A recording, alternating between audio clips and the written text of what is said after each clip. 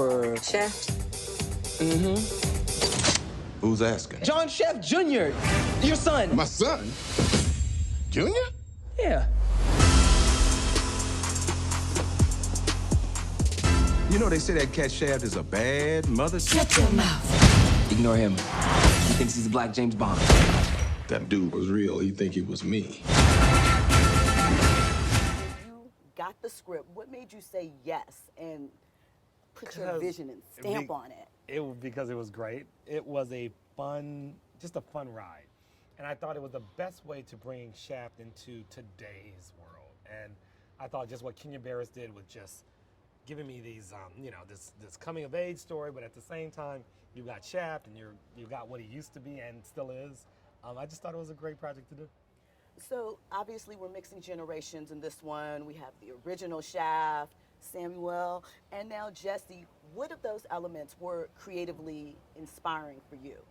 Well, just the fact that Sam was coming back to do it. You know, to have him do this character that he already knows, that I know could be just as cool as the first one he did.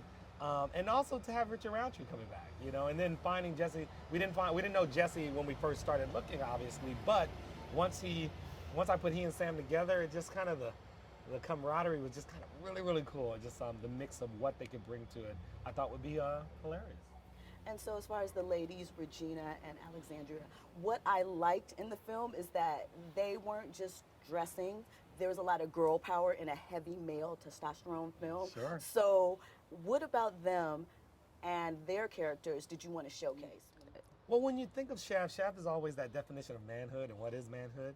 But we can't forget womanhood. And I just knew that when it came to Regina and when it came to Alexandra Shipp, that if they were going to be in a Shaft movie, they needed to be just as badass as Shaft. And we made it a point that they weren't ever going to be window dressing.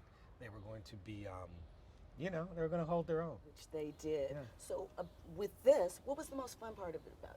Which aspect? The comedy, the action, which just got you kind of up? I'm a comedy man. So I love it when I can find humor in situations that you don't see coming. And if you're successful in that, just as I've heard a lot of people say, oh, I didn't think it was going to be as funny as it was.